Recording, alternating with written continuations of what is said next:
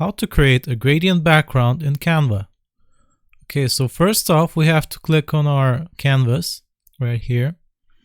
Then we go to the left hand side to this icon which says background color. After that, I go to add a new color and I choose gradient. From here I can choose the colors I want to blend. For example, red and yellow. You can also add multiple colors to your gradient, like so.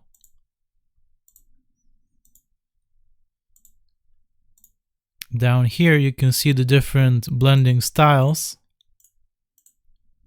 And if you scroll all the way down here, you can find ready-made gradients that you can use for your background. And that's how you create a gradient background for Canva. I hope this was useful. Remember to like and sub, and I'll see you next time.